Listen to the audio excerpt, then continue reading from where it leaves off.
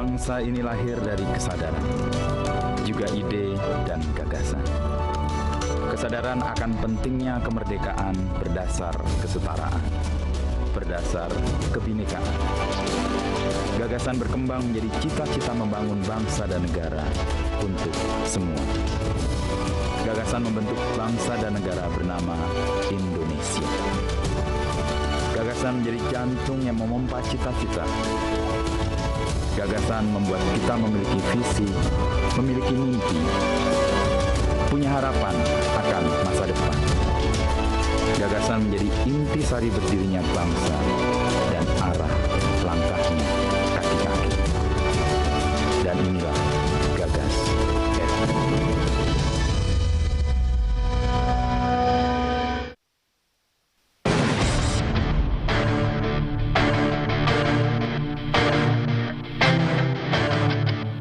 Haji Ganjar Pranowo SH MIP dan Profesor Dr. Haji M.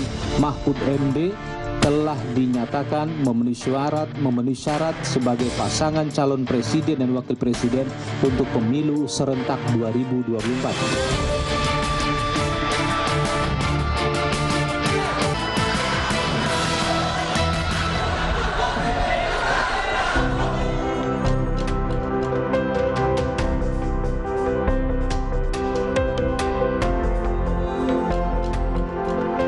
Jumpa lagi di Gagas RI. Saya akan cek terlebih dahulu mahasiswa UNER. UNER! UNER! Universitas Airlangga! Luar biasa UNER. Assalamualaikum warahmatullahi wabarakatuh. Pak Rektor UNER, Profesor Dr. Nasih, senang sekali malam ini KG Media dan UNER bisa berkolaborasi untuk menyelenggarakan forum yang bernama Gagas RI. Gagas RI adalah sebuah forum untuk mendiskusikan, memperbincangkan gagasan sejumlah tokoh terhadap masa depan dan nasib negeri ini. Gagasan sejumlah tokoh bangsa, pemimpin bangsa selalu menarik untuk diketahui dan sebisa mungkin diperbincangkan oleh publik. Publik sebisa mungkin terlibat dalam urusan republik. Karena setiap pemikiran, pengambilan kebijakan akan menentukan perjalanan dan nasib dan arah bangsa ke depan. Lewat acara Gagas RI spesial, kita akan mengikuti dan menjadi saksi lahirnya gagasan-gagasan para tokoh bangsa untuk masa depan negeri ini. Gagas RI adalah persembahan eksklusif dari KG Media, bekerja sama dengan Universitas Airlangga untuk menampung gagasan, memperbincangkan gagasan para tokoh bangsa ke depan dengan tetap melibatkan partisipasi warga bangsa. Kali ini kami menghadirkan edisi spesial Pemimpin Bicara Bangsa yang digelar di Universitas Airlangga, Surabaya. Calon presiden dan calon wakil presiden akan memaparkan gagasannya bagaimana melunasi janji kemerdekaan, melunasi janji konstitusi. Negara ini dibangun dengan tujuan yang sudah diterakan pendiri bangsa dalam pembukaan konstitusi. Melindungi seluruh tumpah darah Indonesia, memajukan kesejahteraan umum, ikut melaksanakan ketertiban dunia berdasarkan kemerdekaan, perdamaian abadi, dan keadilan sosial. Kini dan saat ini dunia sedang berubah, tataran internasional sedang porak-poranda. Dunia dihadapkan pada ancaman serius perubahan iklim yang bisa berakibat pada kehancuran ekologi. Kemunculan kecerdasan buatan bisa menjadi peluang, tapi bisa juga menjadi ancaman terhadap eksistensi negara bangsa. Di negeri ini korupsi masih ada dan nyata. Sumber daya manusia masih menjadi tantangan.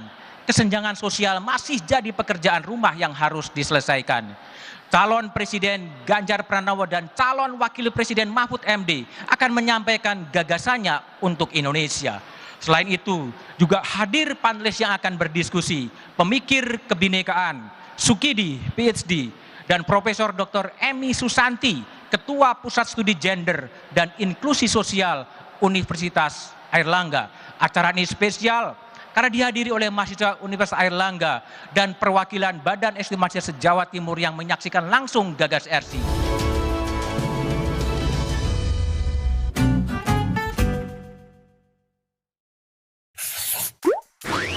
Kayaknya ada yang ditunggu-tunggu nih, penting banget ya? Oh ya iya dong, kan 14 Februari 2024 kita bakal menggunakan hak suara kita. Malahan rangkaiannya sudah dimulai sejak 2022 lalu. Nah, di Oktober hingga November 2023 akan berlangsung rangkaian pencalonan presiden dan wakil presiden. Setelahnya, peserta pemilu akan mulai masa kampanye mulai November 2023 sampai dengan Februari 2024. Lalu masuk masa tenang pada 11 sampai 13 Februari 2024. Keesokan harinya pada 14 Februari 2024, tibalah waktu untuk kita memberikan suara. Wih, keren. Makasih. Ada lagi nggak yang lebih keren? Wah, ada dong. Biar lebih keren, saksikan terus Kompas TV untuk mengikuti perkembangan pemilu bersama teman memilih Kompas TV Rumah Pemilu. Pemilu 2024 diikuti oleh 24 partai politik. Kenali nama, logo, dan nomor urutnya.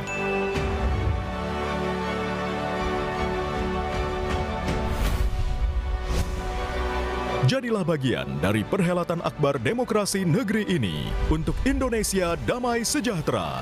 Ikuti perkembangan dan informasi terkini seputar Pemilu 2024 bersama teman memilih Kompas TV, Rumah Pemilu. Selamat datang di kuis warna-warni surat suara. Sebuah kuis yang akan menguji wawasan tentang arti atau maksud dari warna-warna yang tercetak pada lembar surat suara yang akan kita coblos pada pemilu 2024. Apakah kalian bisa mengidentifikasi perbedaan warna pada setiap surat suara? Merah? Benar! Surat suara untuk pemilihan DPD RI. Kuning?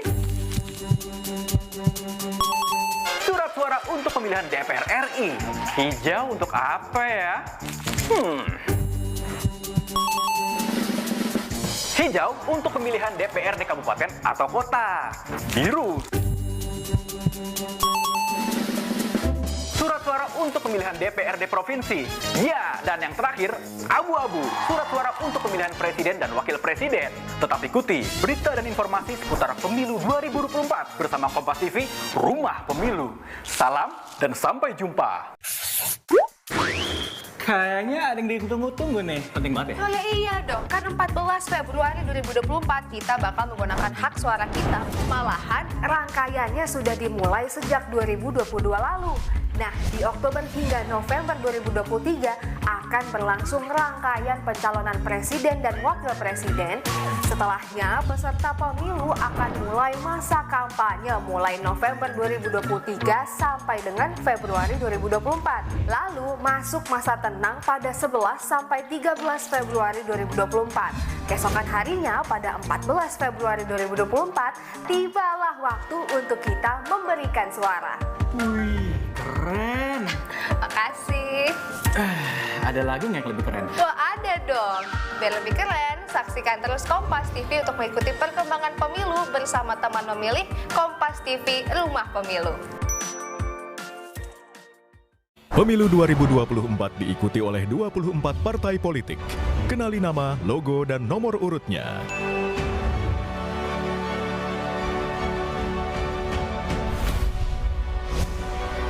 Jadilah bagian dari perhelatan akbar demokrasi negeri ini untuk Indonesia damai sejahtera. Ikuti perkembangan dan informasi terkini seputar Pemilu 2024 bersama teman memilih Kompas TV, Rumah Pemilu. Selamat datang di kuis warna-warni surat suara. Sebuah kuis yang akan menguji wawasan tentang arti atau maksud dari warna-warna yang tercetak pada lembar surat suara yang akan kita coba. Dan inilah Gagas RC. kita sambut calon presiden Ganjar Pranowo dan calon wakil presiden Mahfud MD.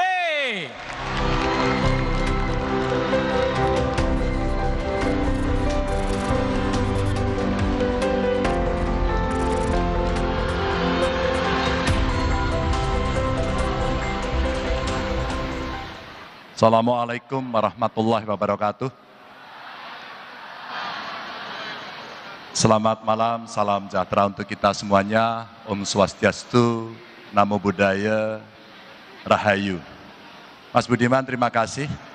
Saya minta waktu sebentar bersama Pak Mahfud untuk menyampaikan beberapa gagasan, ide, tentu tidak terlalu banyak, karena pasti waktunya sangat singkat. Dan para panelis, termasuk seluruh keluarga besar UNAIR yang hari ini sudah mengundang kami, terima kasih. Sebuah kehormatan kita bisa bicara di kampus. Sesuatu yang paling menarik dan kami tunggu-tunggu. Tapi kami tidak akan panjang. Kami punya beberapa slide, boleh ditampilkan untuk kami langsung masuk pada cerita-cerita apa yang diharapkan dari Kompas untuk kami share. Dan saya dari sini melihat lampu yang sangat terang. Mohon maaf kalau tidak bisa melihat satu persatu. Berikutnya, sebuah kebetulan saja namanya gaspol. Ada 3 isu yang menjadi catatan kami yang paling penting. Dari sekian kami mendengarkan berkeliling ke masyarakat, tumpukan-tumpukan list persoalan muncul. Pak Ganjar, Pak Mahfud, apakah semua yang pernah dituliskan dalam visi misi itu akan bisa terlaksana? Ya, maka satu persoalan yang kita angkat adalah terkait dengan anggaran.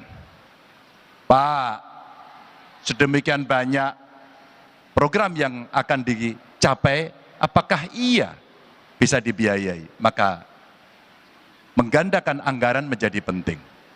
Saya mau mulai cerita dari negara harus kaya untuk mengimplementasikan gagasan yang berkesinambungan. Maka meningkatkan nilai tambah menurut kita menjadi begitu penting. Seperti kita bercerita, saya baru pulang tadi dari Papua, mereka menyampaikan, kami punya potensi bagus. Tapi kalaulah infrastruktur interkoneksinya belum, maka kami tidak akan bisa menjangkau itu. Maka yang di perkotaan ada MRT, LRT, kira-kira 20 kota besar agar interkoneksi bisa berjalan. Namun peningkatan kapasitas transportasi laut yang hari ini sudah berjalan, kita utilisasi. Pertanyaannya adalah, ketika kemudian seperti tol laut yang sudah berjalan ini, apakah kemudian transportasi yang bolak-balik itu bisa menumbuhkan ekonomi yang ada? Ini PR yang kita tuntaskan. Hari ini sudah berjalan, tapi menuntaskan sampai finish, ya kapalnya kalau berjalan, pulang membawa sesuatu. Maka di ujungnya mesti ada pusat-pusat pertumbuhan ekonomi baru. Yang kedua adalah industrialisasi, di mana investasi ini bukan hanya tentang uang masuk, tapi bagaimana kita bisa menggandeng perusahaan lokal dan global. Seringkali perusahaan global masuk, lokalnya menjadi penonton. Maka kemudian partnership yang mesti dilakukan, kita bisa atur agar kemudian ini menjadi trigger, agar industri lokalnya juga bisa tumbuh. Yang berikutnya tentu saja adalah kerjasama dengan periset, pemasok, dan SDM dalam negeri. Yang terakhir ini seringkali menjadi protes. Pak, kenapa investasi masuk itu kita menjadi penonton saja? Kenapa kemudian SDM lokal tidak bisa? Dengan bonus demografi yang kita miliki, kita tidak mau itu menjadi petaka demografi. Maka crash program percepatan pembangunan SDM menjadi sebuah keharusan. Dan tentu saja kami bertemu dengan para peneliti, saya kira di UNER juga pasti banyak peneliti, seberapa banyak hasil riset bisa diambil, bisa dipakai, dan kita lakukan hilirisasi berdasarkan hasil riset itu. Inilah kampus periset yang kemarin bertemu dengan kami dan menyampaikan kami punya banyak sekali, tapi kenapa kemudian kami tidak bisa mendapatkan ya satu tempat untuk memberikan apa hasil riset kami. Tentu saja berikutnya adalah insentif pajak dan kenaikan budget research and development, termasuk akhirnya nanti membuka lapangan kerja. Hampir semua riset menyampaikan bahwa semua list pertamanya adalah kesempatan kerja harus diciptakan lebih banyak. Itu keinginan pertama yang muncul. Dan tentu saja semua ini kita laksanakan kalau kemudian kita bisa melihat target ICOR-nya 4 di tahun 2029. Hari ini masih 7,2. Maka efisiensi dalam investasi masih membutuhkan perbaikan di sana sini. Dan SDM yang unggul itu kita dorong untuk tindakan afirmasi, affirmative action. Kita bicara penurunan kemiskinan, tapi dari keluarga miskin apakah mendapatkan insentif selain BLT? Saya meyakini bahwa yang paling bagus adalah mereka mendapatkan akses pendidikan yang baik. Satu keluarga miskin, kalau kita bantu satu sarjana, maka si satu sarjana di keluarga miskin itu akan mengenerate keluarganya untuk dia bisa menjadi tulang punggung dan membawa keluarganya terentaskan dari kemiskinannya. Termasuk jaminan kesehatan BPJS yang bisa 99% setidaknya mengcover seluruh warga kita sehingga mereka bisa mendapatkan akses yang terbaik. Lanjut. Bapak Ibu yang sangat saya hormati, ada salah satu contoh solusi komprehensif yang bernilai tambah. Yang pertama adalah, ini kasus saja, ada bandara di Jogja yang masih jadi bandara hantu kata orang. Karena sudah dibangun, investasinya sudah cukup tinggi, kira-kira 12 triliun. Maka bagaimana solusi holistiknya? Ini salah satu contoh saja. Untuk meningkatkan nilai tambah infrastruktur itu. 1, konektivitas, 2, industrialisasi yang saya sampaikan, dan 3, SDM. Maka konektivitasnya ini adalah transportasi publik ke wisata lokal di wilayah selatan. Ini ada Jogja, ada Jawa Tengah, ada di sana Borobudur. Maka kesempatan membangun di wilayah itulah yang mesti diutilisasi. Siapa yang melakukan? Kalau pemerintah pusat sudah melakukan, maka dengan otonomi daerah, daerahlah yang harus merebut itu. Merebut, berinisiatif, melibatkan masyarakat lokal sehingga mereka menjadi tuan rumah di wilayah itu. Industrialisasinya contohnya adalah wisata, kemudian pantai yang lestari, dan fasilitas yang mesti diberikan. Dan kemudian upskilling SDM dengan vokasi dan SMK wisata. Saya pilihkan ini karena vokasi inilah yang lebih cepat untuk bisa mengakses pekerjaan itu. Dan tentu menjadi pusat wisata di wilayah selatan yang cukup bagus. Jogja sendiri salah satu contohnya sudah menjadi tujuan wisata destinasi yang bagus. Ada Borobudur di Jawa Tengah, di Magelang. Maka kalau kemudian kita membuat event seperti ini akan berjalan.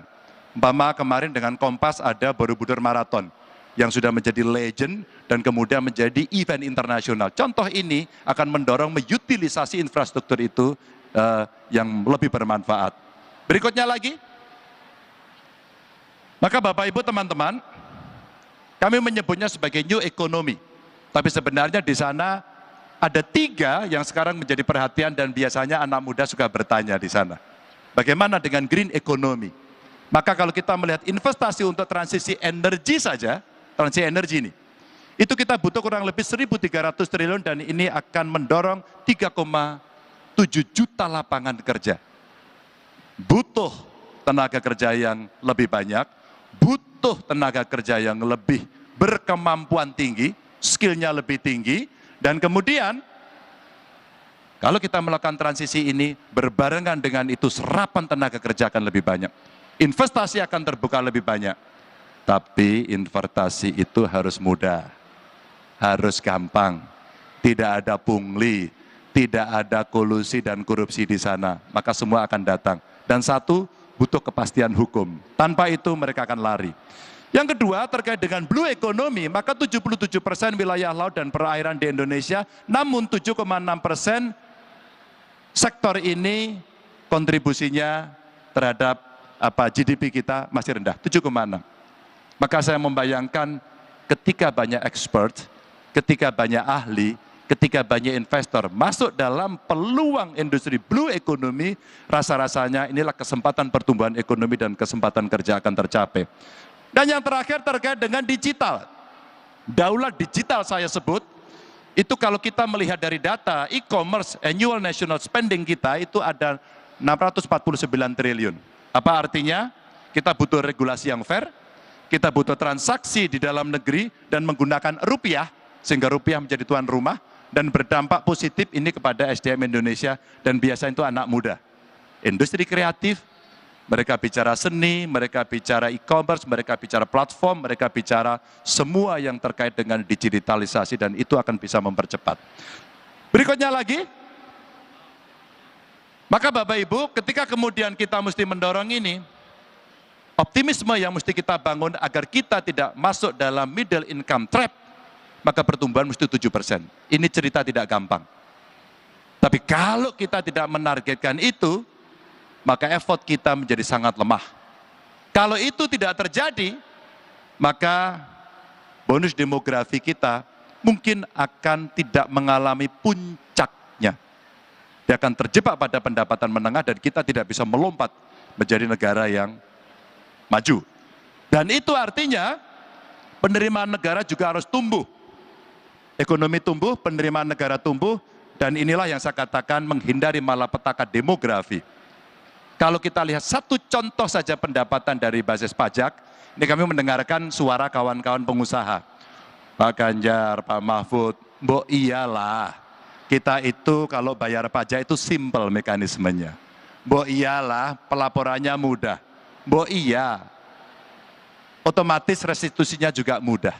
Jadi tidak ada permainan yang terjadi di sana.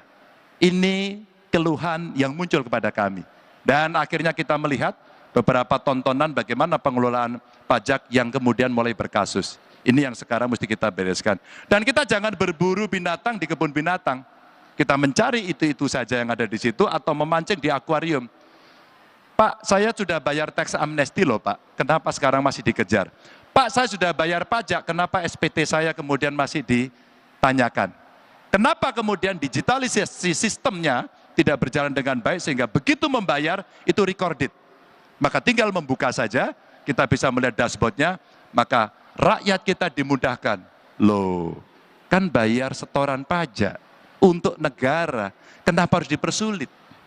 Kalau itu mudah, orang akan merasa nyaman dan merasa tidak dikejar-kejar. Berikutnya, maka Bapak Ibu teman-teman, setelah kita menggandakan yang berikutnya, ini yang menjadi agenda reformasi kita. Sikat KKN. Ini yang menjadi teriakan lebih banyak orang. Kenapa? Kolusi, korupsi, nepotismenya tidak selesai-selesai. Maka kami akan ditagih oleh mereka para mahasiswa pada tahun 98. Ini yang mesti dituntaskan. Kami diskusi lama dengan Pak Mahfud. Beliau menghandle ini, dan sebagai Menko, kadang-kadang dia harus menerjang untuk menerobos agar bisa menjadi troubleshooting beberapa persoalan yang mandek. Karena mungkin secara teknis itu tidak selesai-selesai. Kami dorong bagaimana mensikat KKN tidak hanya dari sisi treatmentnya. Tahan, tangkap, OTT, itu bagus. Tapi bagaimana mencegah? Edukasi anti KKN sejak dini. Ada pendidikan karakter berintegritas sejak sekolah dasar. Kalau perlu dari PAUD, dari sisi perilaku. Maka mesti masuk dalam sistem pendidikan yang kita miliki. Kurikulum anti KKN yang mesti masuk terus sampai ke perguruan tinggi. Membangun karakter integritas melalui pendidikan. Dan kemudian membangun sistem yang baik. Apa? E-budgeting, e-planning. Artinya lebih banyak orang tidak bertemu orang. Artinya lebih banyak transparansi itu diatur dalam sebuah sistem. Sehingga membaca logbooknya akan jauh lebih gampang karena bisa melakukan tracing melalui sistem yang ada. Kalau 100% e-budgeting, e-planning, e-reporting di seluruh instansi pemerintah dilakukan, maka utilisasi elektronik dari payment yang ada ini dari pusat sampai daerah menjadi cukup gampang. Dan kita tidak perlu membawa uang cash. Tidak perlu. Dan kemudian orang akan melihat dengan gampang kemana proses berjalan dan bagaimana kita melihat itu bisa berjalan dengan baik. Dan tentu terakhir lembaga penegak hukum yang mesti dikuatkan sehingga mereka mampu, kalau bahasa kawan-kawan mahasiswa, ya jangan tajam ke bawah dan tumpul ke atas. Itu bahasa yang sering muncul. Berikutnya, Bapak Ibu yang sangat saya hormati, maka Istilah kami poles birokrasi dengan digitalisasi. Ini biar pas dengan gaspol. Gaspol itu awalnya kita create karena kita mesti cepat, mesti sat-sat begitu, dan ada unsur GP-nya waktu itu gitu. Jadi ada unsur gaspolnya. Yang perlu diperbaiki sampai hari ini dan perlu dipercepat karena fundamennya sudah ada sebenarnya adalah satu data Indonesia. 4 Undang-Undang Dasar harus melindungi keluarga kita yang miskin, yang fakir, yang miskin, yang dipelihara itu. Sebenarnya dengan satu nik saja kita bisa tahu semuanya. Inilah yang kita butuhkan dari fasilitas yang sudah ada. Sehingga mereka cukup taruh KTP, dibaca dengan card reader, maka hak dan kewajiban masing-masing sudah bisa didapat. Presisi, satu data Indonesia. Dan kemudian satu data ini untuk kebijakan pemerintah, termasuk menggeser kemudian teman-teman dari aparatur tidak lagi menjadi administrator, tapi juga menjadi ASN yang analis. Maka problem solving dari semua yang muncul akan mereka selesaikan. Bapak Ibu, satu data ini untuk kemiskinan, pendidikan, kesehatan, bahkan untuk profesi sangat mungkin. Saya berkeliling ke banyak tempat di Indonesia. Pak Ganjar, kenapa saya sulit membeli pupuk? Karena itu bagian komoditas yang mendapatkan subsidi dan diatur secara tertutup. Tapi, apa yang terjadi? Sulit. Maka kalau datanya tidak presisi, subsidinya kemungkinan akan bergeser. Bergeser kemana? Ke tempat orang yang tidak bisa mendapatkan haknya seharusnya. Yang harus mendapatkan tidak dapat, yang tidak berhak malah bisa dapat lebih banyak. Ini contoh penggunaan satu data Indonesia. Dan kemudian, bagaimana governingnya? Kalau kita melihat seperti itu, maka siapa yang ditugaskan untuk mengurus ini, kita dorong ada KPI base untuk kabinet yang transparan. Jadi kira-kira kalau seorang menteri tidak bisa melaksanakan tugas teknisnya dengan baik, maka publik akan melihat. Dia akan dievaluasi oleh rakyatnya. Jadi tidak sembunyi-sembunyi, rakyat bisa tahu apakah seluruh target itu akan bisa dia capai. Dan itu butuh partisipasi masyarakat, maka butuh government super apps. Government super apps ini pengalaman waktu itu, saya pernah jadi gubernur, masyarakat pengen lapor, kita buatkan lapor gub. Dan ternyata efektif sekali dan masyarakat bisa melaporkan apapun sekaligus menekan pemerintah karena mereka tidak cepat mengurus itu dengan baik. Lapor gub bisa dikembangkan menjadi lapor pres atau aplikasi lapor yang selama ini sudah ada, tinggal kemudian menyampaikan kepada masyarakat sehingga masyarakat akan bisa menggunakan itu dengan baik. Dan ini akan ada penilaian publik kinerja yang nantinya akan dilihat berdasarkan apa yang ada dan seberapa cepat mereka merespon. Berikutnya, maka Bapak Ibu yang saya hormati, saya akan mengakhiri paparan ini lebih cepat. Maka kalau kita sudah bisa menggandakan anggaran mensikat KKN dan kemudian birokrasinya lebih bisa melayani, mudah, murah, cepat, itu keluar. Ke dalam, dia punya dua hal. Satu, transparan, dan dua, akuntabel. Maka kalau itu didorong dengan pengalaman-pengalaman yang pernah dilakukan dari praktek baik di pemerintahan daerah, selama otonomi daerah berjalan, ini tidak terlalu sulit. Maka kira-kira ada 3 ruang yang disentuh. Satu adalah regulasi, apakah sudah cukup bisa mengatur, efisien dilaksanakan. Dan yang kedua, sistem dan kelembagaan yang ada di dalam, apakah cukup baik. Dan terakhir nanti pasti akan ditanya, oh aturan sudah baik. Tapi kalau aktornya buruk, maka mereka tidak akan bisa melaksanakan sistem ini dengan baik. Ternyata kita butuh belajar lebih lengkap lagi untuk bisa mendapatkan sebuah kesempurnaan belajar dari kesalahan sebelumnya. Terima kasih, mudah-mudahan menjelaskan. Wassalamualaikum warahmatullahi wabarakatuh.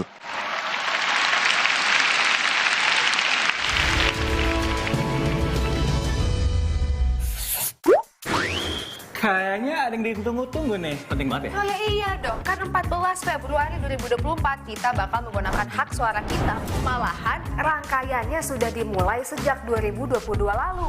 Nah, di Oktober hingga November 2023 akan berlangsung rangkaian pencalonan presiden dan wakil presiden. Setelahnya, peserta pemilu akan mulai masa kampanye mulai November 2023 sampai dengan Februari 2024. Lalu masuk masa tenang pada 11 sampai 13 Februari 2024. Keesokan harinya pada 14 Februari 2024, tibalah waktu untuk kita memberikan suara. Wih, keren. Makasih. Ada lagi nggak yang lebih keren? Wah, ada dong. Biar lebih keren, saksikan terus Kompas TV untuk mengikuti perkembangan pemilu bersama teman memilih Kompas TV Rumah Pemilu. Pemilu 2024 diikuti oleh 24 partai politik.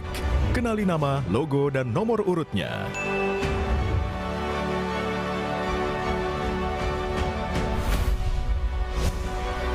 Jadilah bagian dari perhelatan akbar demokrasi negeri ini untuk Indonesia damai sejahtera. Ikuti perkembangan dan informasi terkini seputar Pemilu 2024 bersama teman memilih Kompas TV, Rumah Pemilu.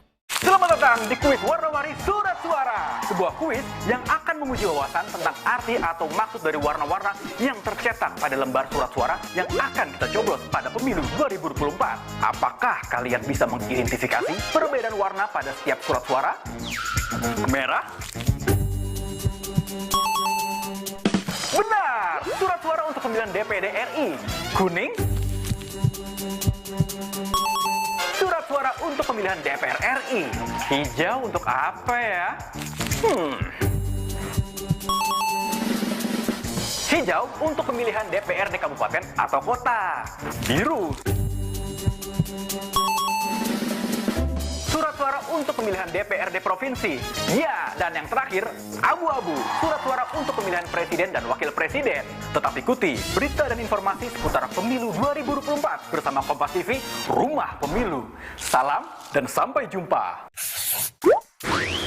Kayaknya ada yang ditunggu-tunggu nih. Penting banget ya? Oh ya iya dong, kan 14 Februari 2024 kita bakal menggunakan hak suara kita. Malahan rangkaiannya sudah dimulai sejak 2022 lalu. Nah, di Oktober hingga November 2023 akan berlangsung rangkaian pencalonan presiden dan wakil presiden. Setelahnya, peserta pemilu akan mulai masa kampanye mulai November 2023 sampai dengan Februari 2024. Lalu masuk masa tenang pada 11 sampai 13 Februari 2024. Keesokan harinya pada 14 Februari 2024, tibalah waktu untuk kita memberikan suara. Wih, keren. Makasih. Ada lagi nggak yang lebih keren? Wah, ada dong. Biar lebih keren, saksikan terus Kompas TV untuk mengikuti perkembangan pemilu bersama teman memilih Kompas TV Rumah Pemilu. Pemilu 2024 diikuti oleh 24 partai politik. Kenali nama, logo, dan nomor urutnya.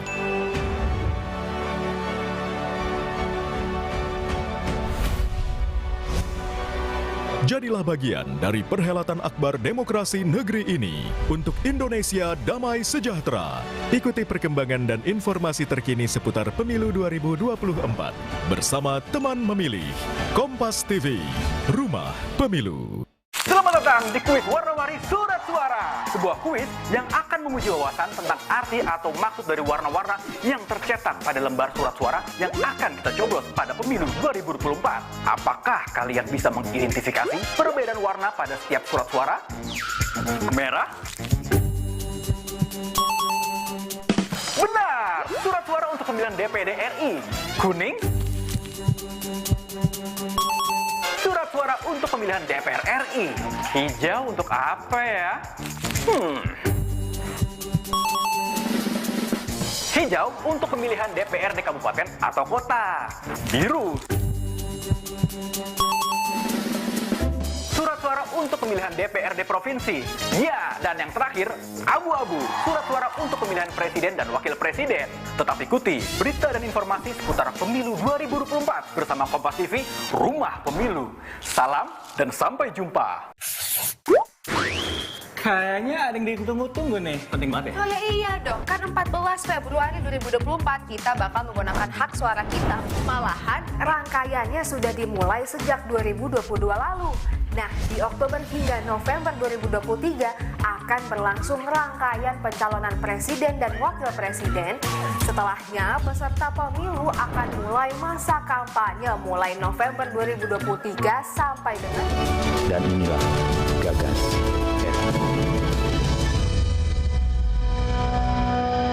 saya akan bertanya terlebih dahulu kepada Mas Ganjar dan Pak Mahfud. Mas Ganjar, pertanyaan saya, kalau Pak Prabowo memilih isu keberlanjutan, Mas Anies menggunakan isu perubahan, Mas Ganjar dan Pak Mahfud di mana posisinya? Unggul dan cepat. Unggul dan cepat. Unggul apanya dan cepat apanya? Ketika keberlanjutan itu penting, ketika kesinambungan penting, ketika fondasi itu penting, maka kita tidak boleh jalan di tempat. Maka harus cepat diselesaikan dan unggul. Maka kita akan naik kelas. Infrastruktur sudah bagus, maka utilisasi yang saya sampaikan mesti berjalan dan ini mesti berdampak. Ekonominya tumbuh, kesejahteraan tumbuh. Dan kemudian apa? Pasti akan dibandingkan dengan negara-negara lain. Kita unggul. Oke. Di era sekarang ada 6 menteri yang sudah masuk BUI dan 1 wakil menteri yang kemudian jadi tersangka. Apa yang terjadi dan gimana jaminan Mas Ganjar atau Prof Mahfud agar itu tidak terulang lagi? Pak Mahfud. Ya, Ini hukum kan ini? Ya, Hukum ini gini, Pak gini. Mahfud ini. saya Silakan, Pak. mengelaborasi sedikit pertanyaan Anda tadi yang sudah unggul cepat itu. Jadi unggul cepat itu idenya bukan hanya melanjutkan, tapi juga bukan hanya mengubah. Melanjutkan dan memperbaiki dengan perubahan-perubahan itu namanya unggul cepat. Nah, kalau di dalam kaidah hukum Islam, usul fikih itu ada dalil begini. Al-muhafadzatu alal qadimis sholih wal ahdu ala jadidil aslah. Kita pelihara yang sudah bagus dilakukan oleh Pak Jokowi sebelumnya, tapi kita cari inovasi-inovasi baru agar lebih unggul tadi. Memelihara yang lama, ya, tapi mengambil atau melakukan perbaikan dan perubahan terhadap yang lebih baru jika memang ada yang lebih baik. Itu aja sebenarnya unggul cepat. Nah, soal 6 menteri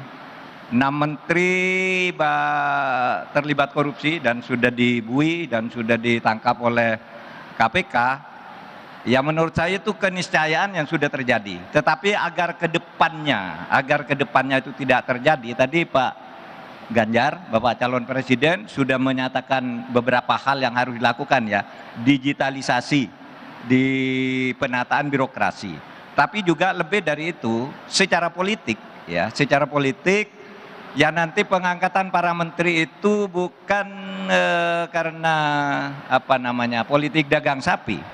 Harus dicari orang-orang yang punya track record yang bersih, yang kemudian juga punya keberanian untuk melakukan penataan di institusinya masing-masing, terutama di tingkat kabinet. Karena kan hampir semua orang tahu tuh penyusunan kabinet itu kadang-kala kan jatah-jatahan untuk partai koalisi. Nah, kita sudah berbicara dengan Pak Ganjar, dengan partai koalisi, besok enggak pakai jatah-jatahan deh. Kalau Anda punya taruhlah jatah menteri, tetapi orangnya harus benar kita uji bersama. Jangan asal orang ingin dapat lalu sekedarnya saja diberikan ke pemerintah untuk diangkat menjadi menteri. Kita akan melakukan rekrutmen kementerian itu dengan second kabinet. Itu kesepakatan awal. Siapa orangnya sekarang belum ada jatahnya. Nanti kalau sudah jadi baru kita bicara orang. Gitu, kita seleksi benar. Itu aja. Second kabinet.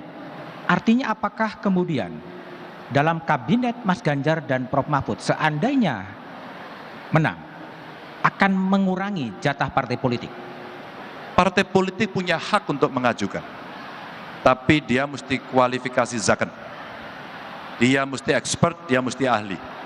Sehingga bukan orang yang ini mewakili partai saya, tapi ini orang yang punya keahlian di bidang yang akan duduk di kabinet. Kami pernah simulasi dengan Pak Mahfud, kita pernah simulasi dengan ketua-ketua partai. Seandainya tidak bisa mendapatkan itu bagaimana? Partai boleh merekomendasikan seseorang yang memang ahli, sehingga dia bisa merepresentasikan partai itu dan kemudian dia betul-betul orang ahli yang duduk dalam bidangnya. pertanyaan terakhir dari saya, soal IKN, apakah Mas Ganjar dan Prof. Mahfud akan melanjutkan proyek Ibu Kota Nusantara?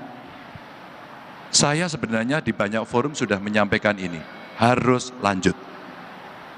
Kenapa? Karena itu sudah menjadi undang-undang. Kalaulah kemudian ada sesuatu yang hari ini kurang, maka kalau Prof. Mahfud bilang tadi, oke, kita perbaiki. Kalau ada sesuatu yang sudah berjalan, cepat kita dorong. Karena sudah menjadi undang-undang. Bagaimana seorang pemerintah yang disumpah menggunakan kitab suci untuk menjalankan peraturan perundang-undangan yang berlaku dan kemudian mengatakan tidak menjalankan sesuatu yang menyalahi aturan. Maka kita mengikuti, kita melakukan checking, kita punya data, mana yang kemudian mesti didorong untuk segera diselesaikan, dan mana yang kemudian diperbaiki, sehingga ini menjadi pelaksana undang-undang sesuai dengan amanah yang diberikan. Oke, baik. Saya akan persilahkan Prof. Eni untuk menanggapi gagasan-gagasan yang sudah disampaikan oleh Mas Ganjar dan Prof. Mahfud. Silakan, Prof. Eni. Baik, terima kasih Pak Ganjar dan Pak Mahfud. Ide-idenya tadi yang disampaikan sangat menarik tentunya. Dan kalau bisa dijalankan tentu itu juga sangat baik. Cuma saya melihat dari ide-ide yang disampaikan tadi kok tidak terlihat atau belum terlalu terlihat sisi manusianya, apalagi sisi yang lebih spesifik untuk perempuan, anak, dan orang-orang kaum yang terpinggirkan, yang rentan. Jadi saya melihat ini belum mempertimbangkan mereka, dan mereka ini masih menjadi objek pembangunan, belum menjadi subjek, gitu ya. Nah, kenapa sih perempuan, anak, dan mereka-mereka yang terpinggirkan harus dipertimbangkan secara khusus? Tentu harus dipertimbangkan secara khusus. Kenapa? Karena peran mereka sangat berbeda. Yang satu di domestik, satu di publik ya. Lalu mereka juga mengalami beban hidup yang beda. Perempuan beban hidupnya lebih banyak, multi burden dan lain-lain. Sementara juga kondisi kesehatan, pendidikan, dan peran-peran publik perempuan masih sangat rendah. Jadi kalau kita lihat satu persatu dari anggaran, apa Bapak berdua yakin dengan meningkatkan anggaran, lalu perempuan, anak, dan mereka yang terpinggirkan bisa kebagian? Kenapa? Karena kalau kebutuhan mereka secara khusus tidak dipertimbangkan, mana mungkin gitu ya. Lalu berikutnya lagi, di new economy, ada green economy, blue economy, digital economy. Yang ini semua belum menunjukkan atau belum melihat manusianya. Dari penelitian kami, itu di green economy itu perempuan banyak sekali tenaga kerja di sana. Blue economy juga perempuan-perempuan pesisir itu hidupnya sangat miskin, tidak berpendidikan, kurang berpendidikan. Dan mereka ini tidak dipertimbangkan dalam gerak pembangunan, atau kurang lah, saya nggak bilang tidak, tapi kurang. Nah, nanti Bapak ini kemana gitu? Tentang digital juga gitu ya, digital juga begitu. Perempuan ini kan kurang literasinya, digital kan kurang. Dia bukan hanya bisa terbantu dengan adanya pemasaran digital dari ekonomi kreatif mereka, tapi mereka juga bisa menjadi korban dari digitalisasi yang ekonomi maupun yang non-ekonomi. Berikutnya, sikat KKN. Bapak berdua menyampaikan dalam idenya bahwa sikat KKN itu mulai dari pendidikan. Siapa yang memberikan pendidikan sejak dini? Kalau bukan perempuan. Ya, ibu dan juga guru-guru PAUD itu adalah perempuan. Ini enggak disebut sama sekali. Jadi sisi manusianya dan juga sisi perempuan dan mereka yang terpinggirkan kurang. E-budgeting dan e-planning. Dari penelitian yang kami punya, itu literasi digital perempuan itu masih sangat rendah. Jadi mungkin nggak bisa ikut serta di situ. Lalu tentang birokrasi, ya, datanya satu, tapi kalau perempuan dan mereka yang terpinggirkan, anak tidak terlihat, bagaimana mereka juga bisa menikmati pembangunan. Nah, dalam hal ini misalnya pekerjaan-pekerjaan perempuan tuh banyak yang tidak terdata, Bapak. Misalnya pekerjaan perempuan di sektor industri rumahan, pekerjaan perempuan di sektor informal, lalu perempuan dan keterampilan perempuan itu tidak dianggap terampil. karena nggak punya ijazah. Lalu juga tentang penilaian publik, perempuan ini aksesnya untuk publik itu masih sangat kecil. Jadi jarang ikut rapat, musrenbang dan lain-lain itu. Jadi saya hanya ingin menanyakan Bapak, di sebelah mana Bapak ingin masukkan, atau saya minta lah tolong dimasukkan gitu ya, sisi manusia dan juga khususnya perempuan, anak dan mereka-mereka yang terpinggirkan. Terima kasih. Silakan Mas. Boleh langsung ya. Bu Eni, terima kasih. Masukannya bagus sekali. Tindakannya apa Bu untuk isu perempuan dan anak? Affirmative action. Tidak bisa tidak. Boleh saya cerita Ibu? Izinkan saya bercerita. Ini 10 tahun saya menjadi gubernur, karena ini saya jadikan evidence base. Kalau Ibu mau diceritakan, saya akan punya hutang untuk Ibu saya jawab. Apakah Ibu berkenan? Kalau berkenan, setelah ini saya akan jawab runtut bagaimana kebijakan perempuan dan anak. Ini adalah salah satu contoh paparan yang kita berikan kepada publik. Ya, salah satu contoh saja. Bagaimana pendidikan itu bisa masuk dan bagaimana perempuan bisa terlibat. Pengalaman kami setidaknya 10 tahun Bu, melibatkan perempuan itu dalam musrenbang menjadi tindakan khusus. Mereka kita undang secara khusus. Ada 3 kelompok Bu yang kita undang. Yang pertama adalah kelompok perempuan, yang kedua anak-anak, yang 3 penyandang disabilitas. Nanti tambahi dikit Bu, termasuk penyandang disabilitas. Kami sudah siapkan itu. Lalu yang kedua bagaimana? Mereka kurang literasi. Sekolah. Sekolah ini mesti diterjemahkan dalam arti luas. Boleh formal, boleh non formal, boleh informal.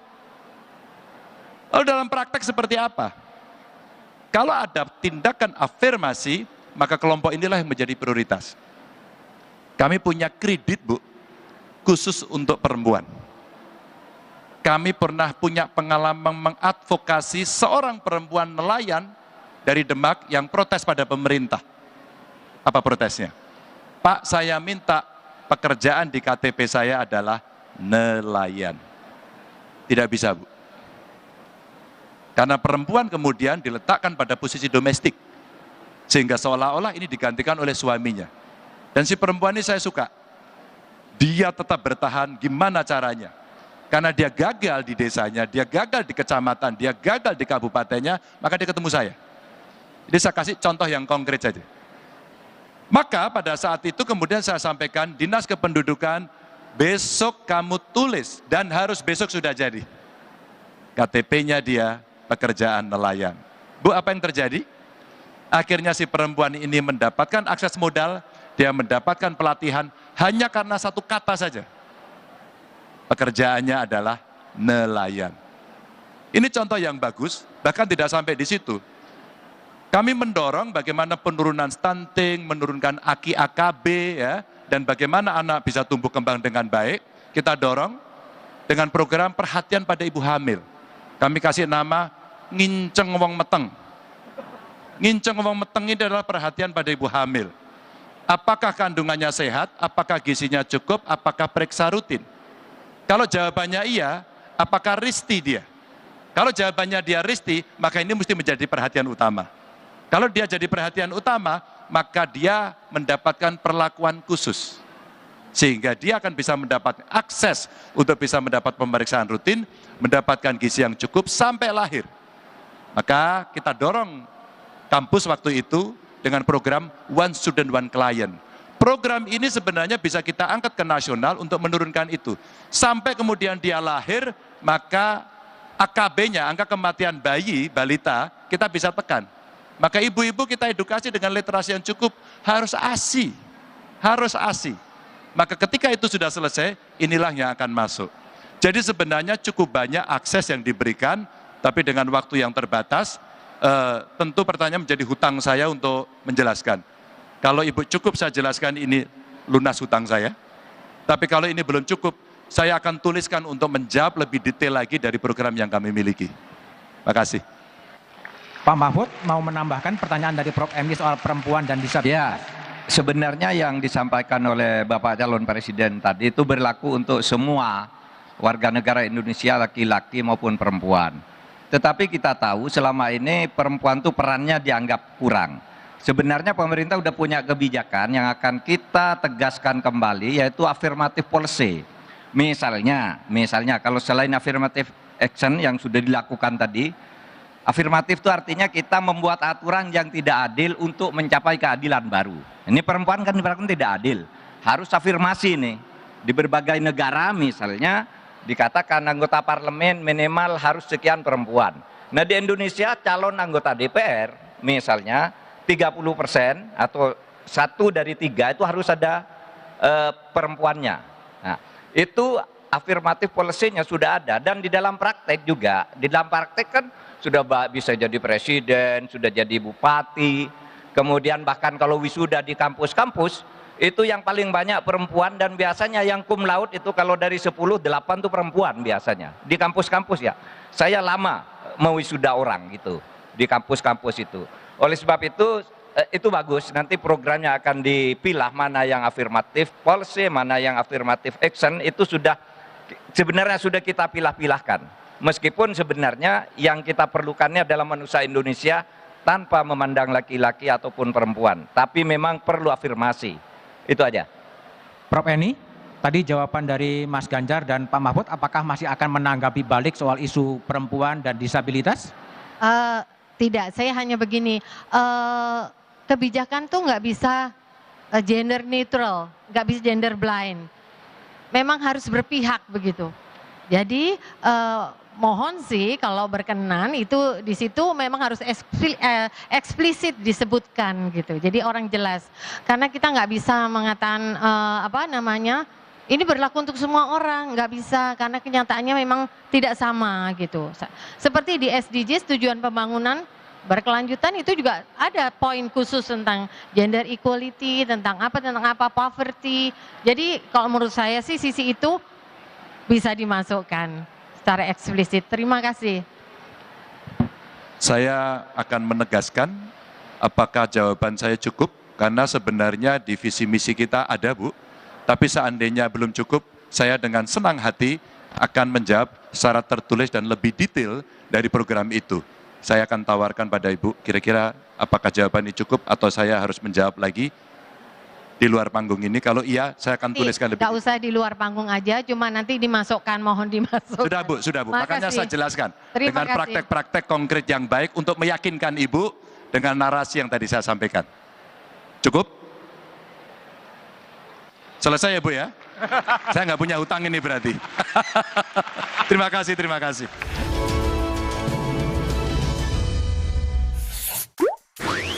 Kayaknya ada yang ditunggu-tunggu nih, penting banget ya? Oh ya iya dong, kan 14 Februari 2024 kita bakal menggunakan hak suara kita. Malahan rangkaiannya sudah dimulai sejak 2022 lalu.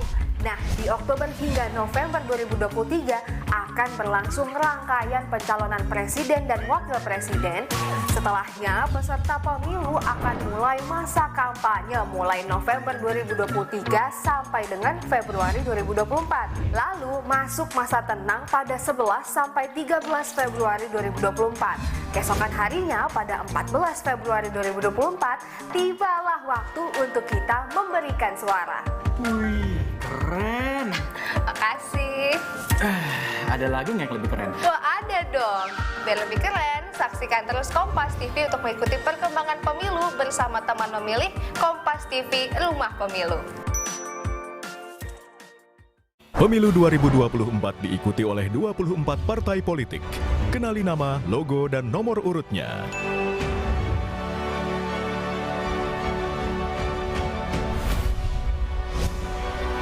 Jadilah bagian dari perhelatan akbar demokrasi negeri ini untuk Indonesia damai sejahtera. Ikuti perkembangan dan informasi terkini seputar Pemilu 2024 bersama teman memilih Kompas TV, Rumah Pemilu.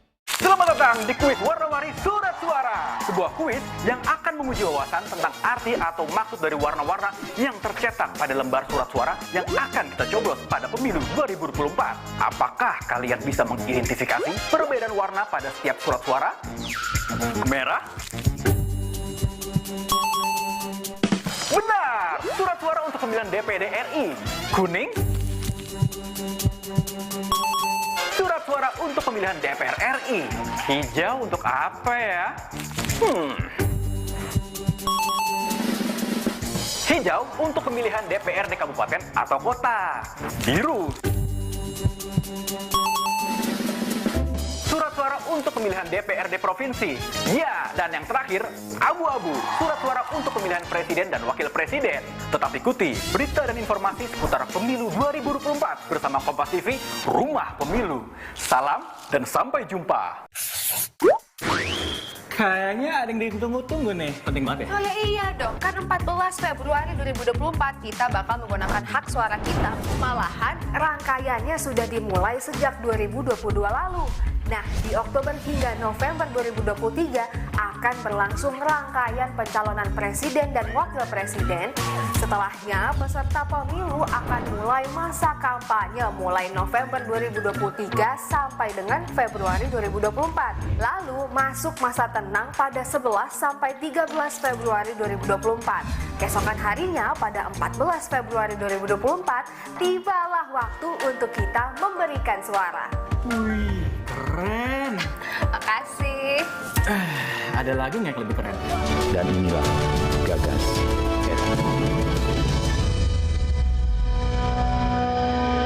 Saya persilahkan kepada Mas Sukidi untuk menanggapi, mendalami gagasan-gagasan yang sudah disampaikan oleh Mas Ganjar dan Pak Mahfud. Silakan Mas Sukidi. Terima kasih Mas Budiman. Pak Mahfud dan Pak Ganjar yang saya muliakan, saya belajar banyak dari presentasi Pak Ganjar dan Pak Mahfud yang sangat mencerahkan, dan saya kira banyak sekali rakyat Indonesia yang juga tercerahkan dari presentasi pada malam ini. Saya ingin melihat pertama bahwa Pak Mahfud dan Pak Ganjar adalah produk dari sistem meritokrasi itu sendiri. Itu penting saya tegaskan, kenapa? Karena Ibu Megawati memilih keduanya berdasarkan semata-mata merit system itu sendiri. Karena itu ikhtiar Pak Ganjar dan Pak Mahfud untuk membentuk satu kabinet yang profesional, yang berdasarkan merit system, itu adalah pilihan terbaik di tengah politik balas budi, politik yang berbasis pada hutang budi dan seterusnya. Itu pertama, saya kira penting sekali bahwa Republik ini ditegakkan oleh dua figur negarawan yang menjalankan Republik dengan spirit meritokrasi. Karena apa? Karena kunci kemajuan satu negara itu adalah salah satunya ditopang dengan sistem meritokrasi itu sendiri. Sejak tahun 1971, Lee Kuan Yew mendeklarasikan negara Singapura sebagai negara meritokrasi, dan di Amerika Thomas Jefferson dan kawan-kawan seringkali melihat diri mereka sebagai man of merit. Karena itu saya melihat Pak Ganjar dan Pak Mahfud ini adalah man of merit.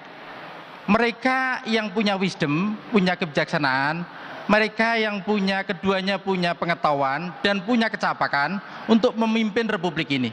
Karena itu saya hanya menitipkan satu pesan bahwa tegakkan meritokrasi untuk mengelola dan memajukan Republik ini. Itu pertama. Yang kedua,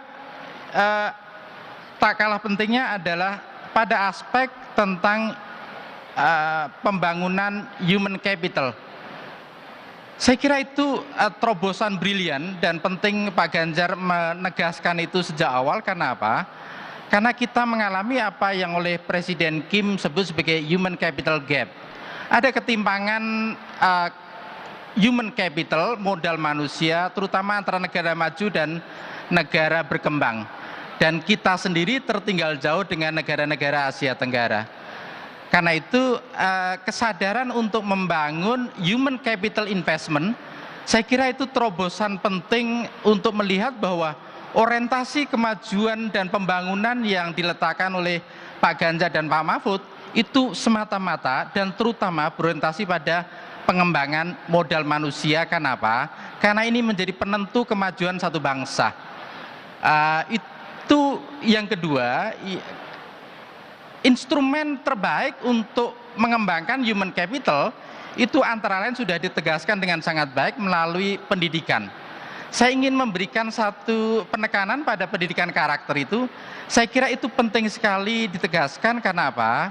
Karena setelah 78 tahun kita merdeka, kita tumbuh menjadi nation almost without character.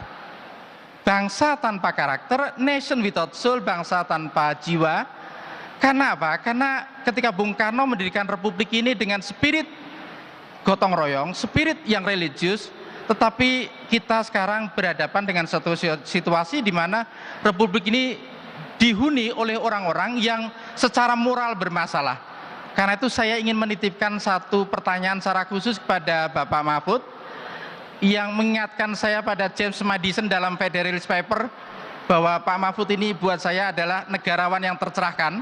Terutama beliau memberikan keteladanan yang sempurna dalam pengelolaan negara secara bersih, secara profesional, dan semata-mata berdasarkan spirit meritokrasi itu. Karena itu saya ingin bertanya kepada Pak Mahfud, satu terobosan kebijakan yang radikal untuk mengatasi penyimpangan-penyimpangan moral yang diselenggarakan atas nama negara. Karena penyimpangan moral ini sudah begitu masif sehingga dia menjadi habit of the nation, menjadi kebiasaan bangsa ini.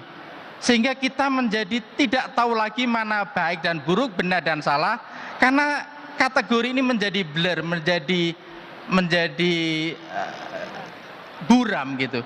Karena itu saya berharap sekali Pak Mahfud melakukan satu terobosan kebijakan yang radikal, terutama untuk mengembalikan amanah Bung Karno bahwa kejayaan bangsa ini dimulai dengan pembangunan karakter. Dan saya yakin bahwa the greatness of this nation, kejayaan bangsa ini terutama tergantung pada karakter dan moral rakyatnya dan pemimpinnya. Dan terakhir adalah Pak Ganjar, saya kira saya menitipkan pada aspek pendidikan tadi adalah pendidikan Pancasila. Karena saya berharap bahwa ini menjadi prioritas dalam menumbuhkan budi pekerti, membumikan nilai-nilai Pancasila dalam keteladanan hidup sehari-hari. Dan setelah Pancasila, penekanannya adalah pada pendidikan yang ingin saya sebut sebagai science, technology, engineering, and math. Saya kira 4 kata kunci ini harus menjadi prioritas agar orientasi kemajuan yang saintifik yang diproyeksikan oleh Pak Ganjar itu ditopang dengan satu tradisi ilmiah, respect pada sains, dan punya scientific temper, perangai ilmiah untuk kemajuan bangsa. Saya kira itu. Terima kasih Pak Ganjar, Pak Mahfud atas pencerahannya yang sangat baik. Terima kasih Mas Budiman. Monggo Mas Ganjar atau Prof Mahfud dulu menanggapi penyimpangan moral yang sekarang sudah menjadi kebiasaan. Ya. Dari versi Mas Sugidi. Monggo Pak Mahfud dulu. Baik, tadi sebenarnya dari uraian tadi kan sudah ada ya tadi.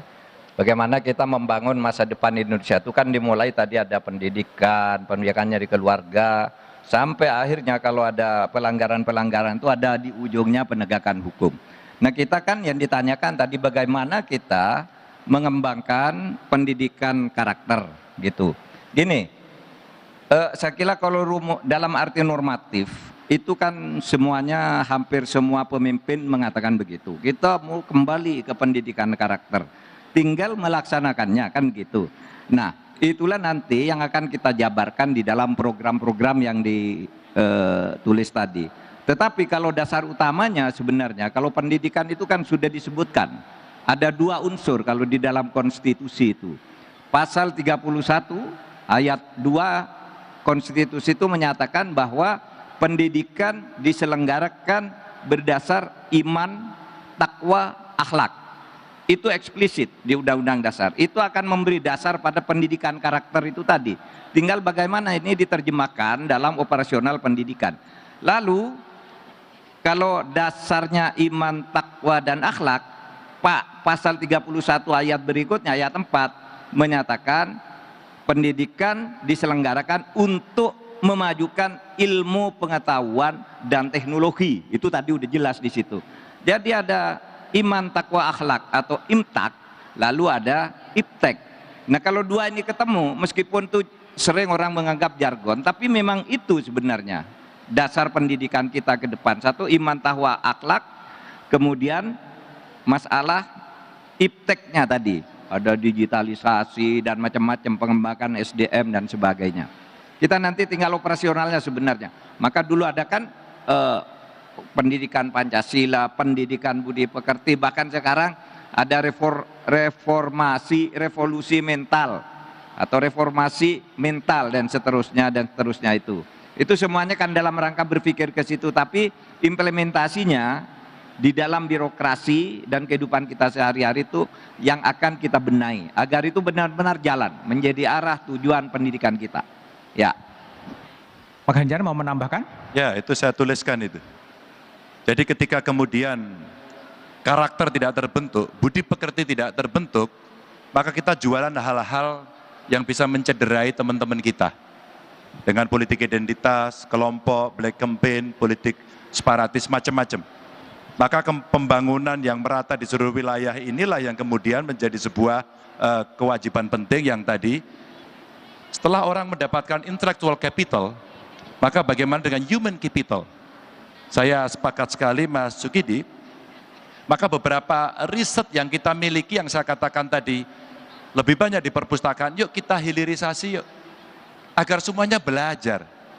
Maka bangsa ini menentukan kebijakan itu berdasarkan hasil-hasil riset sehingga menjadi sangat kuat sekali datanya. Sehingga pada saat menentukan itu tidak berdasarkan hanya sekedar selera. Saya punya data, ini perbandingan personil dan data riset kita. Ini pada saat saya bertemu dengan para peneliti. Ternyata kita itu dari sisi personil, dari sisi peneliti kita itu cuma 79.638.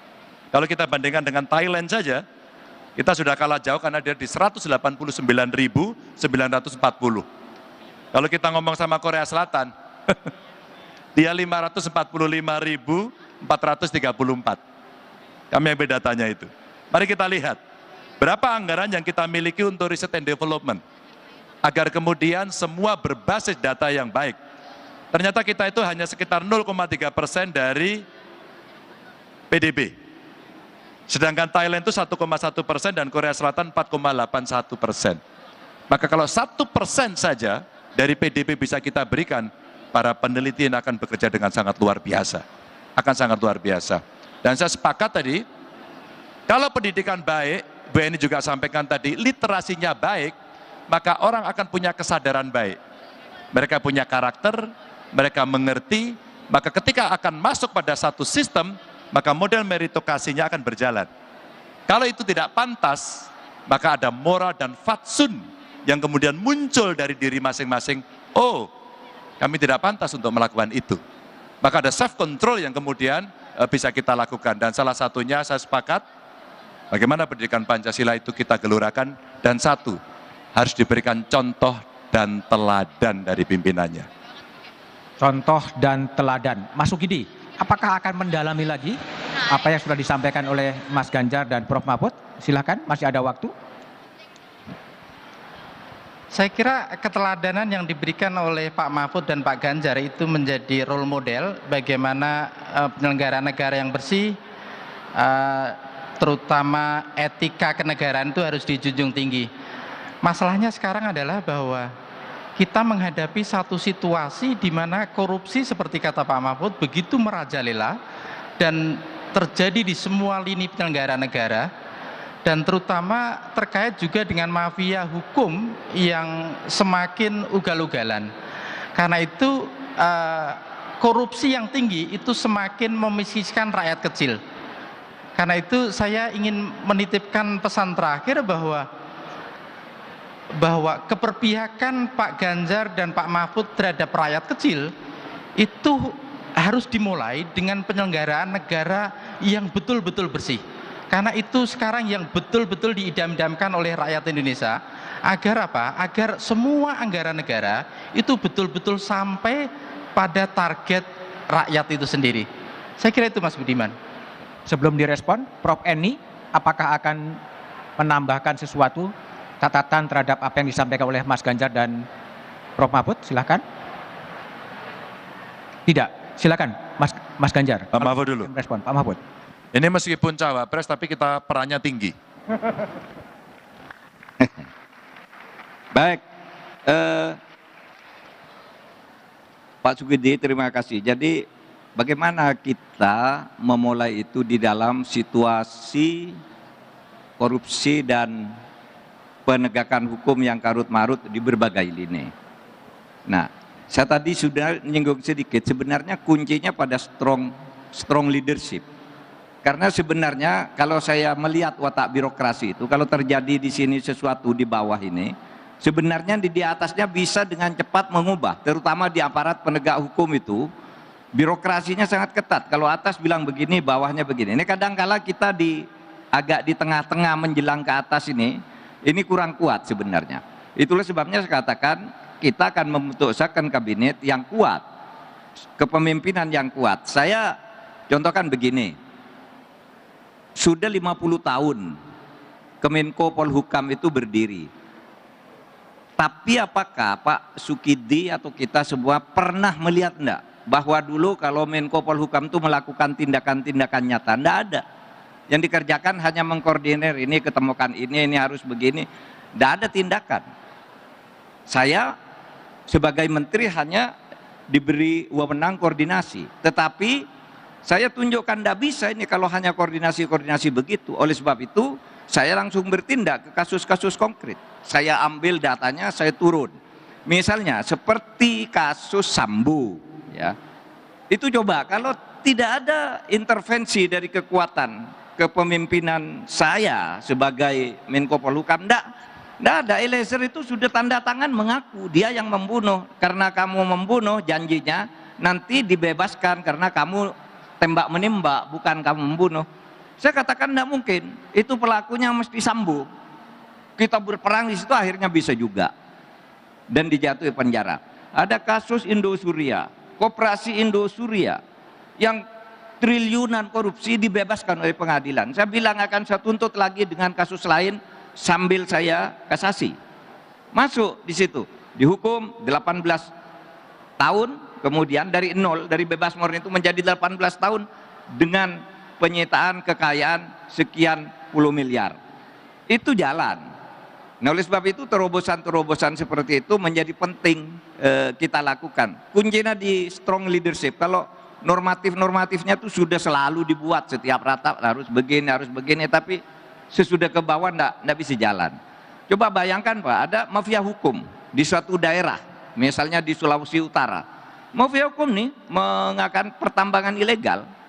Sesudah itu kita urus bahwa di situ ada permainan antara aparat dengan penambang liar dengan para mafia tambang.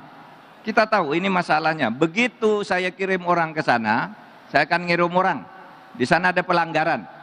Ini mereka pintar, begitu kita ngirim orang bilang saya hari Selasa akan ke sana, hari Senin kasusnya sudah dilimpahkan ke pengadilan tanpa bukti yang cukup. Kalau sudah dilimpahkan ke pengadilan, kami datang lalu dibilang, Pak, Bapak Anda bisa masuk lagi, sekarang sudah dari pengadilan. Nah, yang seperti ini banyak sekali terjadi, dan ini yang melakukan adalah aparat. Saya punya catatan lengkap tentang siapa yang melakukan ini, siapa backingnya dan sebagainya. Nah, ini besok yang harus kita tindak pada tingkat penindakan. Pada tingkat sebelumnya itu kita membuat aturan yang tumpang tindih kita perbaiki, lalu pemimpinnya juga pilih yang bersih, yang zaken tadi kalau di kabinet. Pada tingkat unit-unit itu harus yang bersih dan kuat, berani melakukan tindakan, tidak disandera oleh mafia-mafia lokal. Kadang-kala mafia lokal ini bisa mindah orang loh. Seorang pejabat gitu sudah mau bekerja dengan baik di situ ada mafia. Nah, kalau dia tidak mau kerja sama dengan mafia, dia ditendang, dipindah. Mafia itu bisa mendikte orang atas untuk memindah orang. Sekarang ini, kalau saya misalnya seorang kepala unit penegak hukum di satu daerah, saya kerja terus untuk menangkap mafia. Nah, lalu ketika saya bekerja terus, diancam nih oleh mafianya, kalau kamu terus begitu, saya pindah kamu. Betul, mafia ini bisa mindah orang, menyuruh atasannya untuk memindah orang yang baik ini. Nah, yang begini-gini nih banyak terjadi. di mana-mana, dan itu menjadi model dari mafia di dalam penegakan hukum kita. Itu dari saya. Mas Ganjar mau menambah? Cukup. Oke. Pertanyaan saya, Mas Ganjar atau Prof. Mahfud, banyak orang melihat bahwa kerusakan negeri ini, khususnya di lembaga-lembaga hukum, terlepas Prof. Mahfud pernah menjabat Menko Polkam, itu begitu luar biasa. Ya, ada menteri yang terjerat korupsi, ada hakim agung yang terjerat korupsi, ada Mahkamah Konstitusi di mana hakim konstitusinya melanggar etik, ada pimpinan BPK ditangkap oleh KPK, ada anggota pimpinan KPK diperiksa oleh polisi. Gimana Mas Ganjar atau Prof. Mahfud mau membenahi negeri ini, dan dari mana itu mau diperbaiki? Saya akan merefer kembali, boleh ditayangkan ulang nggak ya, yang soal sikat KKN. Ada beberapa poin. Kalau tindakan sudah dilakukan dan masih saja seperti itu, maka problem aktor. Kita salah pilih orang, atau kita terlalu lemah, sehingga Pak Mahfud bilang adalah butuh strong leaders. Strong leaders ini orang-orang yang tidak bisa dikunci. Satu, dia tidak punya beban masa lalu. Dua, dia sudah akan melakukan dengan enak saja. Karena saya tidak punya beban dengan kalian, saya nggak punya hutang dengan kalian. Hutang kami adalah pada rakyat. Maka kalau saya sampaikan di depan tadi, sikat KKN ini saya ulangi lagi agenda reformasi yang sampai hari ini belum bisa dilaksanakan. Menjeritlah semua orang, marahlah semua orang, karena kemudian mafia muncul, APH-nya bermasalah, pejabatnya bermasalah. Maka menariknya dari mana? Kalau kita hanya berbicara dari sisi penegakan saja, maka fatal. Kita hanya mengumpulkan para penjahat. Maka saya sampaikan tadi, pendidikan karakter. Mas Sukidi terima kasih mengingatkan. Pendidikan karakter, maka bagian dari sekolah menjadi begitu penting. Bagian dari keluarga menjadi penting, bagian dari nilai-nilai bermasyarakat menjadi penting. Kalau itu keliru, maka peluitnya harus ditiup. Peluitnya harus ditiup. Speak up. Civil society teriak. Kalau civil society sudah teriak dari berbagai kelompok, sudah memunculkan itu, alert itu buat pemerintah. Kecuali kalau kita sudah terbutakan mata pikirannya. Maka dimulainya simultan. Penegakannya jalan, pendidikan karakter jalan, kurikulum anti korupsinya jalan, kan ini penting. Sistemnya diperbaiki dengan elektronifikasi, sistem pemerintahan berbasis elektronik. Ini proses pencegahan semuanya, penindakannya sudah.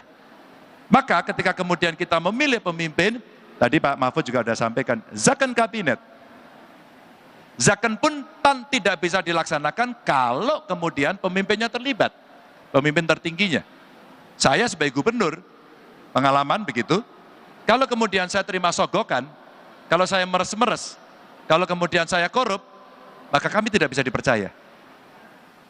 Tapi kalau kemudian kita tegas, maaf terpaksa, saya harus nyopot anak buah saya karena dia terlibat. Dan praktek itu ada.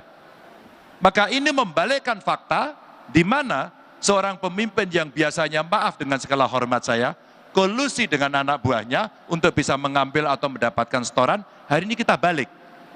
Maaf, kita tidak sedang kolusi, tapi kamu melanggar dan saya harus memberikan contoh itu, kamu saya copot. Teman-teman Bapak Ibu, apa yang kita omongkan tidak bisa hanya menjadi wacana. Maka apa track record Anda, di mana itu bisa kami lihat, kami nonton di mana itu, dan kemudian semua orang akan tahu, ya, kamu pernah melakukan itu. Sehingga ini tidak menjadi konsep saja. Prof. Mahfud, kalau kita bicara di konstitusi, negara Indonesia adalah negara hukum, bukan negara kekuasaan. Artinya hukum menjadi panglima. Tapi dalam praktek-praktek kesejarahan, kadang-kadang yang jadi panglima kadang-kadang ekonomi, kadang-kadang politik. Nah, pasangan Mas Ganjar dan Prof. Mahfud ini akan menempatkan hukum, politik, dan ekonomi pada sisi mana sebetulnya? Di konstitusi kita tuh Indonesia bukan hanya negara hukum, tapi negara demokrasi juga. Pasal 1 ayat 2 menyatakan kedaulatan berada di tangan rakyat, itu demokrasi. Pasal 1 ayat 3 menyatakan Indonesia adalah negara hukum. Oleh sebab itu keduanya ini harus seimbang. Hukum tanpa demokrasi itu bisa sewenang-wenang. Demokrasi tanpa hukum itu liar. Oleh sebab itu kita katakan demokrasi itu kedaulatan rakyat, hukum itu artinya nomokrasi. Kedaulatan hukum itu yang harus diseimbangkan. Tidak boleh yang satu lebih dominan dari yang lain. Itu Undang-Undang Dasar menyatakan keduanya sejajar. Oleh sebab itu kita akan pertemukan bagaimana demokrasi berjalan baik, tidak kolutif, tapi hukumnya jalan. Sehingga apa yang menang kata demokrasi, nomokrasi harus bertindak kalau kemenangan di dalam proses demokrasi itu melanggar hukum. Demokrasi itu sebenarnya intinya mencari menang. Kalau hukum itu mencari benar. Nah, mencari menang dengan cara benar ini yang harus kita lakukan untuk penyelenggaraan ke depan. Itu aja.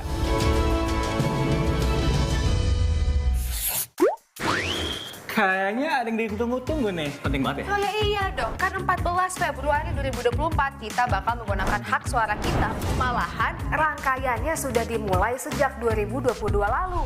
Nah, di Oktober hingga November 2023 akan berlangsung rangkaian pencalonan presiden dan wakil presiden. Setelahnya, peserta pemilu akan mulai masa kampanye mulai November 2023 sampai dengan Februari 2024. Lalu masuk masa tenang pada 11 sampai 13 Februari 2024. Keesokan harinya pada 14 Februari 2024, tibalah waktu untuk kita memberikan suara. Wih, keren. Makasih. Ada lagi nggak yang lebih keren? Wah, ada dong. Biar lebih keren, saksikan terus Kompas TV untuk mengikuti perkembangan pemilu bersama teman memilih Kompas TV Rumah Pemilu. Pemilu 2024 diikuti oleh 24 partai politik.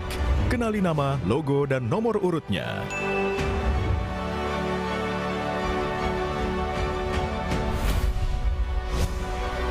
Jadilah bagian dari perhelatan akbar demokrasi negeri ini untuk Indonesia damai sejahtera. Ikuti perkembangan dan informasi terkini seputar Pemilu 2024 bersama teman memilih Kompas TV, Rumah Pemilu.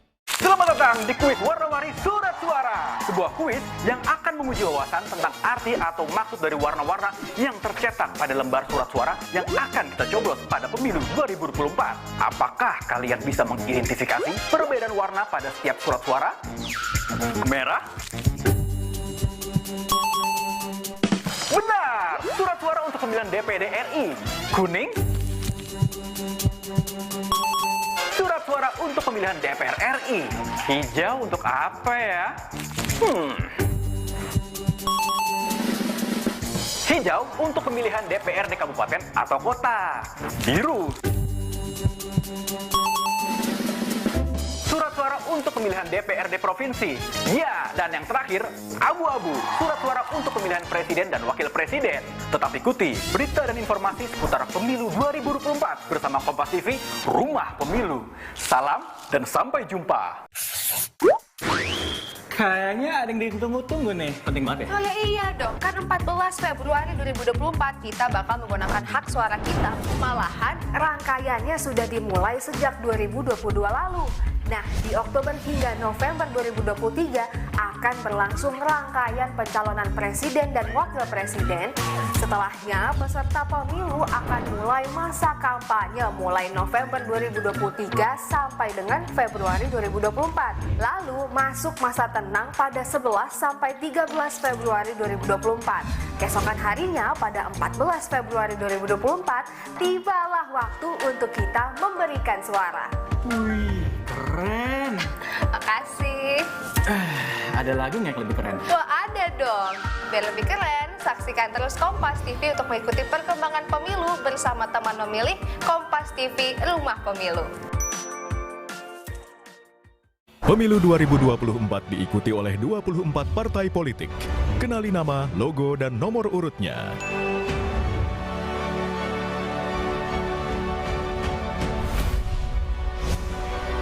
Jadilah bagian dari perhelatan akbar demokrasi negeri ini untuk Indonesia damai sejahtera. Ikuti perkembangan dan informasi terkini seputar pemilu 2024 bersama teman memilih. Kompas TV, Rumah Pemilu. Selamat datang di kuis warna-warni surat suara. Sebuah kuis yang akan menguji wawasan tentang arti atau maksud dari warna-warna yang tercetak pada lembar surat suara yang akan kita coblos pada pemilu 2024. Apakah kalian bisa mengidentifikasi perbedaan warna pada setiap surat suara? Merah. Dan inilah Gagas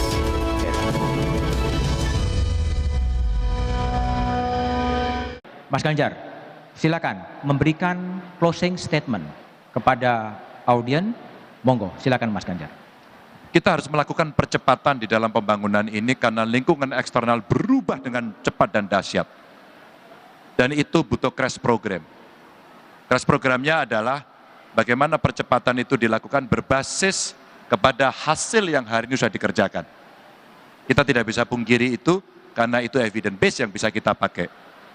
Maka kalaulah kemudian saya meyakinkan kembali Indonesia ingin berubah karena ada agenda reformasi, maka tidak sulit kok. Laksanakan saja itu. Dan kami akan melaksanakan itu. Prof. Mahfud, silakan memberikan closing statement atas diskusi malam ini. Ya, sedikit saja. Tadi Bapak calon presiden mengatakan negara harus kaya sehingga kita bisa maju ke depan. Di mana kekayaan kita yang sekarang ini tidak terlalu begini, kekayaan kita itu saudara secara demografis maupun secara geografis. Secara geografis kita ini punya 17.508 pulau dengan kekayaan alam yang beragam. Tapi kenapa masih banyak orang miskin? Nah itu tadi, bagaimana kita mengelola ini sampai tahapan misalnya tahun 2045. Lalu secara demografi penduduk kita banyak juga 270 juta sekarang dengan 1.360 suku, 726 bahasa daerah. Nah ini yang kekayaan kita ini kelola demografi maupun geografinya yang luar biasa. Ini dikelola maka bisa nanti Indonesia itu bisa menjadi negara, harus menjadi kaya. Dan harus karena memang kaya, tinggal pengelolaannya benar apa tidak. Itu aja. Oke, baik Mas Ganjar, Prof. Mahfud, kita berikan aplaus kepada Mas Ganjar dan Prof. Mahfud. Calon Presiden Ganjar Pranowo dan calon Wakil Presiden Mahfud MD telah menyampaikan gagasan untuk Indonesia. Kini saatnya bagi Anda 204 juta pemilik kedaulatan untuk menimbang gagasan, memperdalam gagasan, memperbandingkan gagasan, menimbang rekam jejak sebelum menjatuhkan pilihan pada 14 Februari 2024. Pilihan bebas para pemilih akan menentukan masa depan bangsa 5 tahun ke depan. Memilih secara bebas tanpa pengaruh apapun adalah bentuk tanggung jawab moral pemilih terhadap nasib bangsa ini. Pemilu sejatinya adalah sarana integrasi bangsa. Pemilu sejatinya adalah pesta demokrasi yang seharusnya berjalan dengan damai, jujur dan adil demi menghasilkan pemimpin berkualitas dan berintegritas. Saya Budiman Tanrojo, terima kasih, sampai jumpa di edisi Gagas RI berikutnya. Di ujung acara ini saya akan mengundang Rektor Universitas Airlangga Profesor Dr. Muhammad Nasih, CEO KG Media Andi Budiman, Pak CEO KG Media Rikat Bagun, pemimpin redaksi Kompas TV Rosyana Silalahi, pemimpin redaksi Kompas.com Wisnu Nugroho untuk naik ke atas panggung dan menyerahkan tanda mata.